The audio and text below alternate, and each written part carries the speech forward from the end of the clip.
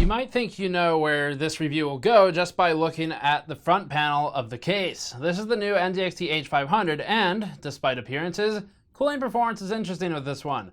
NZXT has opted for smarter design with its limited fan count of 2 and its limited intake options, and has bet instead on design making up for an exterior that would be lacking in most other cases. The H500 is a case study, literally, in negative pressure, and we think it illustrates excellently how tuned fan placement can make up for potential deficiencies in access to air. Before that, this video is brought to you by Thermal Grizzly's high-end thermal paste and liquid metal. Thermal Grizzly's Cryonaut is an affordable, high-quality thermal compound that doesn't face some of the aging limitations of other pastes on the market. Cryonaut has a thermal conductivity of 12.5 watts per meter Kelvin, focuses on endurance, is easy to spread, and isn't electrically conductive, making it safe to use on GPU dies. Thermal Grizzly also makes Conductonaut liquid metal, which we've used to drop 20 degrees off some temperatures in our delidded tests. Buy a tube at the link in the description below. The short of this is the new S340. It's a $70 case. It's the H500, not I. There's an H500i and then an H500. NZXT took some of our advice here with the H700i, where we asked that they make one called the H700D, D for dumb, and remove some of the smart features. So they did that here, though they didn't brand it dumb. Sadly, you win some and you lose some. So it's the H500. This is $70. It's the S340 replacement. The I version is $100 and is RGB enabled and has the smart device. We would probably just say, let's focus on this one for now, because the S340 was actually really highly regarded. It's one of the best-selling cases in North America. At $70, it has really good build quality. It's got good value. It performed okay enough anyway for what it was doing. And you have to remember, although today, in the current climate, it's not as impressive of a case, when the S340 came out, it didn't have a lot of great competition. And airflow was good enough, considering that all of its competition, other than a couple of lesser-known brands, was really not any better in any aspect anyway. So the S340 is a huge act to follow, and following it up with the H500 is odd in only one major way, which is that the name doesn't match at all. So NZXT built up all of this goodwill with the S340 branding, and it's not even in the S series. It's in the H series, following the H700, which has a mixed reputation presently. In fact, when we were invited to a conference call about this case, I declined because I said, what could you possibly need to tell me on the phone that I don't already know by looking at it? It's just a successor to the H700, isn't it? The answer was no. It's actually not. It just shares the same name. So a bit of a marketing disagreement there from my perspective, where it seems like it should be in the S series if it is an S series replacement. Nonetheless, that's just the name and it has nothing to do with the product itself. The product itself is actually surprising in a lot of ways. It's got a true to form identity in terms of the S series case. The S340 it looks like an S340. They've added a half sheet of tempered glass, or 3/4 really, and then they've also made a couple of other upfits for modern design. And although it may surprise you by looking at the case, NZXT actually did specifically design for airflow, and it's something that we tested heavily and found that it performs far better than we expected. And this is what we'll get into at a point later, talking about how good design can make up for what would look lacking otherwise, and even make up for brute force, where a lot of the cases will just make up for this design by sticking a bunch of fans in the front at a high RPM. You don't have to do that, but it is the easiest solution. Let's go over the criticisms addressed that NZXT looked at for this one. So for the H700i, we had a few main complaints. One of them was the smart device. There isn't one on the H500, at least not one pre-installed, and there is one on the H500i, but that's not the version we're reviewing. The important thing is that now customers have a choice of whether they want to pay extra for the smart device or not. Stripping out the smart device and lowering the MSRP to $70 brings it much closer to what we liked about the original S340 without any unnecessary bloat to increase the price. The cable bar was also addressed. This is something we mentioned in the H700i review, where we said it was artistically bent in a way that wasn't really a great means to route thicker power cables, and that we preferred the older S340 style. Well, that old style has returned on the H500, and there are even little cable tie points built into it on the back, which is something that we specifically requested in our reviews of other cases. So that's been well addressed by NZXT in addition to the smart device option. Panel fasteners are another thing. The H500i used 4 basic thumb screws to hold its glass panel on, which is extremely common but didn't really live up to the level of design we saw everywhere else in that case, and it was an excellent case overall. Just to remind you, we gave it an award in our end-of-year awards. We just didn't like the smart device. In contrast, the H500 uses a half-panel design that's so simple and functional, we're surprised that we haven't seen it used in other cases. The bottom edge of the glass is held up behind the upper edge of the power supply shroud, and the top edge has 2 plastic knobs that snap into the chassis, and a single thumb screw in the back for security. Those are really the only negative points of our H700i review originally, although the smart device took up half of that review, and also the front part where I threw it in the garbage, but those have all been addressed. So I've been told that the smart device is significantly improved. We'll certainly revisit it when we have an opportunity to, perhaps after Computex. So it sounds like it's gotten better if you are interested in the i version of this, but obviously we don't recommend buying anything until you have some reviews to look at. If not ours, then someone else's. We'll try to look at it. If it's gotten better, we'll let you know, and maybe it can be something worth considering as an alternative to the S340 Elite. But in the very least, $70 for this is a pretty good starting point. So the extra $30 for some LEDs and the smart device, which it kind of feels like bloatware more than anything, where you're paying for stuff that isn't core to the product. The product is a case, and it's not really a necessary part of a case. So it feels a bit odd to spend money on stuff like that, especially in the under $100 price bracket. However, just wanted to note that NZXT says they've been working on it a lot, so theoretically it's improved significantly, but we'll look at it later. For now though, let's talk about some of the build qualities of this one, including cable management. Space for cable management is fairly narrow. It's 19 to 23 millimeters, and it's tightly regulated by plastic channels with built-in Velcro ties. The channels can be removed for extra room, but between the Velcro and cable tie points, it should be possible to strap everything down tightly enough to make this unnecessary. Some neatness is required. The side panel won't do all the work for you of mashing down big tangles of cables. One bit of news, NZXT is losing ground on the puck battle. That's been raging since they sent us the first one, as we noticed in the H500 that it's missing the tiny plastic designated cable router puck found in the H700i, so please take a moment and leave a comment below of F to pay respects for the plastic puck. Rip in peace. We're happy to see removable fan cages becoming increasingly common as well, as you'll see in the front of the case. It makes testing different fan configurations much more convenient, and as a user, it makes swapping fans easier as well. The front fan cage can only hold 2 140 or 120 fans. If smaller fans are used, they go towards the bottom of the case. We'll save discussing whether or not these slots are a good fit in the thermal section. All intakes are filtered on this case, and all filters are removable, which is important with a stock negative pressure setup.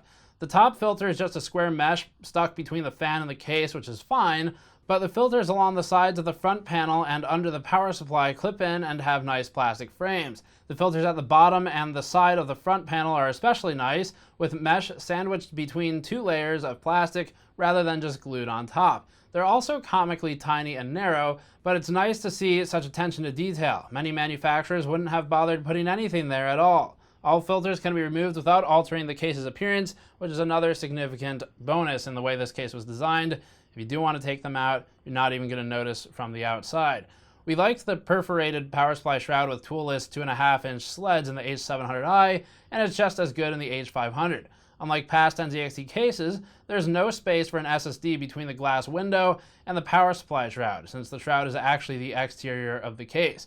But counting the hard drive cage, there's still plenty of drive support. The top of the power supply shroud has conveniently large cutouts for I/O connectors and PCIe power cables. Screws, including the thumb screws, were incredibly tight. And this is something that we've been talking about with NZXT cases forever.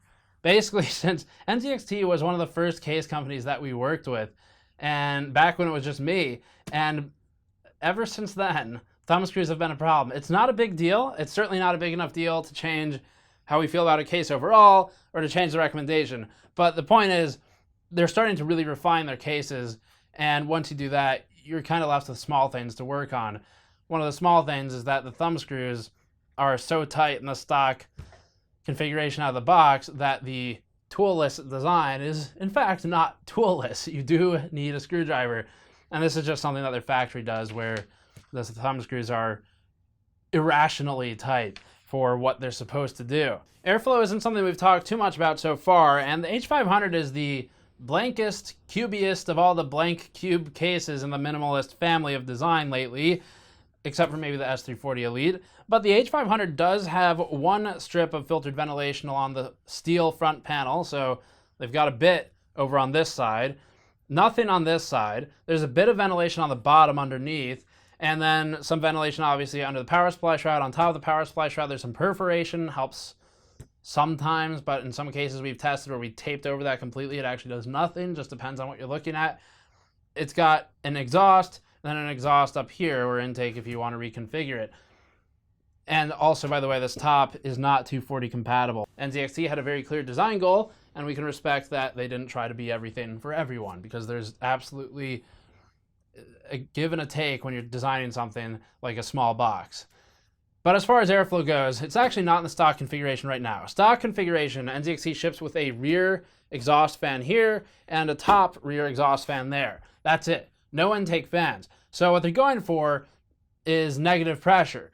And the result is actually really interesting, especially for GPU thermals, because what happens is because there's negative pressure, air with a negative pressure setup, air will find a way into the case. So it's going to go through every crack you can find in the case, which poses potential dust problems, but NZXT's done well, as we noted, with placing dust filters that are easily removable pretty much everywhere.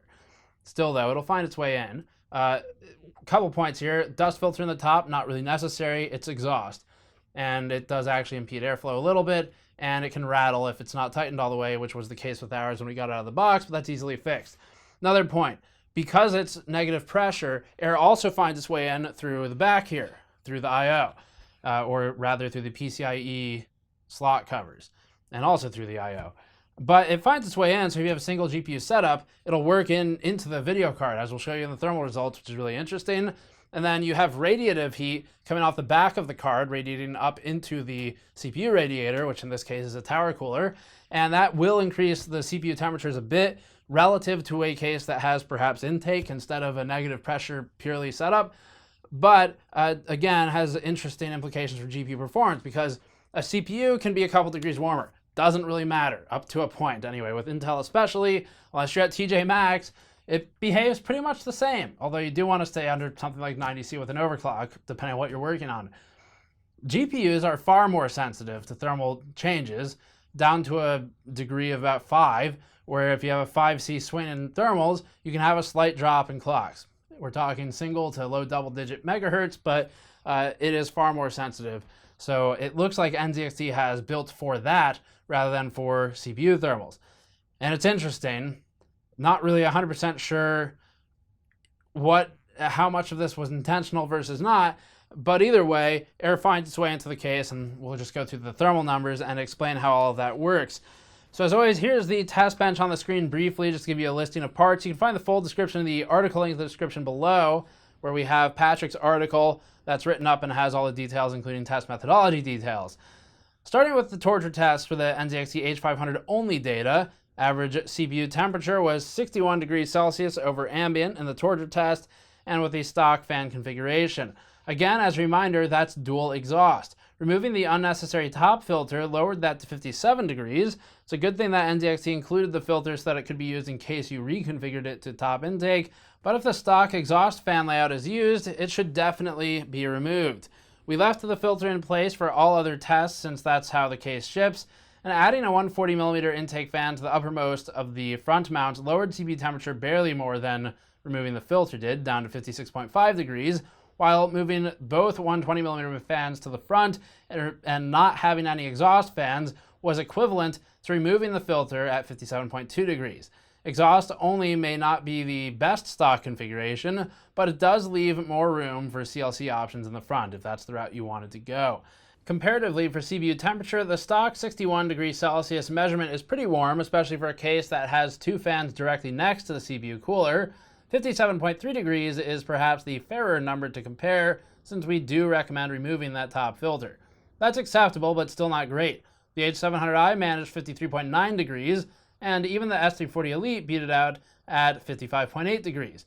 There's no fan pushing cool air directly into the CPU cooler, so the air being pulled towards it has already been warmed by the GPU, and it's also dealing with radiative heat off the back of the GPU, and obviously, as always, this will vary based on your system configuration. Average GPU temperature in the torture test was 52.4 degrees Celsius with the stock fan configuration, and 53 with the top filter removed, a minor change within margin of error. Interestingly, temperature went up quite a bit with the 140mm intake fan added, up to 59.3 and 58.9 degrees Celsius with the 120mm fans moved to the front intake. This is where the stock fan configuration starts to make more sense. If intentional, NZXT chose negative pressure because this allows the GPU to draw air in through empty expansion slots rather than relying on intake from the mostly sealed front of the case. When front intake fans were added, even at ones pointing towards the GPU, this airflow pattern is disrupted and the GPU can no longer pull air from behind the case, at least if it remains a balanced or positive pressure setup. That's not going to happen. It'll turn into exhaust instead. Comparatively, the H500 stock GPU temperature doesn't break any records, but it's more competitive than the CPU temperature manages. 52.4 degrees is equivalent to the H700i, which has twice as many fans, and the Thermaltake Core P3, which is an open-air bench, basically, and has no intake fans. It's also right next to the H500P Mesh, which is good news for the NZXT case, and bad news for the readability of our charts. We praised the H500P Mesh heavily in our review of the case, and the H500, to be clear, not the Cooler Master one, manages to achieve similar GPU performance with more tuned design approaches, though CPU performance is a different story and it's a bit warmer. The S340 Elite averaged 53.9 degrees, so the H500 beats its predecessor in at least one thermal category. 3D Mark is next and acts as a gaming stand-in. The GPU operates at 54.5 degrees over ambient and is again equivalent to the H700i and Thermaltake Open Air Core P3, but we don't have the S340 Elite on this chart for comparison. The CPU isn't stressed in this test, at least not as much, and we typically don't point out its temperature, but it's worth noting that CPU delta was several degrees lower in the H700i during this test, 27 versus 34C. And again, the exhaust fans are pulling hot air up through the CPU cooler and out of the case, so it's dealing with radiative heat off the backplate and being spit out of the front of the video card out of the fans. For a $70 case that's not advertising itself as a big airflow competitor, the H500 is doing well overall for GPU thermals, and although behind on CPU thermals, those aren't as important as GPU thermals. Running Blender with CPU rendering, we measured an average temperature of 38.6 degrees Celsius between the Cooler Master C700P and the extremely forgettable SilverStone KL07. Differences in this test are fairly subtle, so smaller differences become more exaggerated and significant.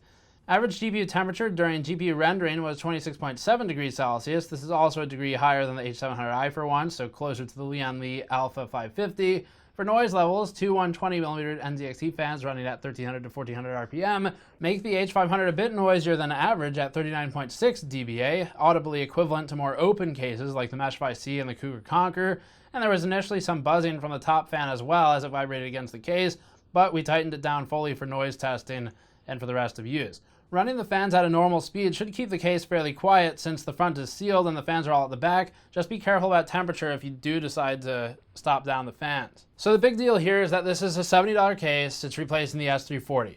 And a $70 case receives a different degree of criticism than a $200 case, as was the instance with the H700i. Separately, it's also a case that doesn't really advertise itself as doing a whole lot. The H500i certainly might, as it's supposed to be smart enabled and have RGB LED strips and all that stuff. This one, it's just a steel box, but that's kind of what we want in an S340 replacement. The whole thing with the S340 was that for its time, it was revolutionary, and it followed up the H440. It had a power supply shroud, which is still a pretty new thing that NZXT popularized with its earlier cases, and also it went full steel. You didn't see any plastic parts on the outside of that case. That was the big deal with it. And so they've stuck to that. They've stayed true to the brand other than the naming, which is a bit of an odd choice to us, but that's what NZXT decided to do. As a case, we like this one. The H500 is good. The H500i, without even testing it, I can tell you, an extra $30 doesn't seem worth it. They may have improved the smart device. That's fine. If you really want the RGB LED strips, I guess get it. But there are a lot of cases at $100. That's a fierce price point to fight in. This one is up against very few cases at the $70 mark that are actually quality engineering or construction. Corsair's got some competition in the area generally, and there's a couple other decent cases out there, but there's also a lot of garbage at $70. So we do like the H500 where it's positioned. It's okay for thermals. It does particularly well in GPU cooling, as well as the H500P Mesh, which we actually really liked that case and praised a lot, and it's performing about on par with it in our thermal benchmarking. So kind of hard to fault it for that. CPU temperatures, yes, are behind. They're way less important if you're using an Intel CPU, and to some extent less important on an AMD CPU, though its boosting is more temperature driven than Intel these days. But you can kind of deal with that by changing your cooling configuration. Stock, it's far better than we expected, to be fully honest. And NZXT's done a good job with designing around a negative pressure setup that actually works. Now, would we recommend something like SLI for this? Absolutely not. It'll suffocate, but also we wouldn't recommend SLI, so irrelevant point. You could put coolers in here, liquid coolers. You're going to be limited by what's mountable in the case. I think to some extent it doesn't make a lot of sense to complain about, for example, no 360 support because it's not big enough. And also at $70, are you really spending that much money on a CLC? But that said, it's totally valid that you can't fit a 240 in the top. That would certainly be a nice touch. It's just you run into the cable management bar. So maybe if that bar were removable or something, you could deal with it. Is it removable? It might be. Okay, so we actually took a quick pause while I was going through my point about the 240 radiator, because I kind of looked at it and went, wait a minute, that cable management bar actually is removable. So we removed it. It's tied to some cables right now. And here's where it gets a little weird. You could totally fit a 240 in there. This is an NZXT Kraken X52. That would definitely clear. Now, the problem is there will be minimal fan clearance between the memory and the radiator, to be fair. So if we're counting for that, then we've got a radiator that is 30 millimeters thick or so, and you're gonna have a 25 millimeter thick fan. So there's your problem. The only reason this doesn't support a longer radiator is because you're not going to clear the memory that's in the memory slots. So if this case were a couple millimeters higher, like maybe 7 or so, without doing a hard measurement on it, just kind of looking it over, it would fit a 240 in the top. But I guess they were trying to go for a specific size category, or maybe they already had tooling they wanted to use or something like that. That's really the only, it's not really a heavy complaint. It's just like a what if scenario. So yeah, what if they went a couple millimeters taller, they could have fit a 240, but at least we understand now why they didn't, now that I've kind of looked at it more closely. And yeah, cable management bar can be removed, but it doesn't fix your memory clearance issue. So anyway, the case overall, we don't have a ton of hard criticisms for. They've addressed all of those from our H700i review already. So we're happy with the H500 overall. And for a $70 case, it seems fine. At $70, it's hard to complain too much in general. Well, actually, that's not true if you look at some of our $50 case reviews. But for this one, it turned out pretty well. So anyway, link in the description below for Patrick's written review. As always, go to store.gamersnexus.net to pick up one of our mod mats or one of our new teardown logo laser engraved crystals, which we just added an autographed option of those, or patreon.com/gamersnexus to help us out directly. Thanks for watching. I'll see you all next time.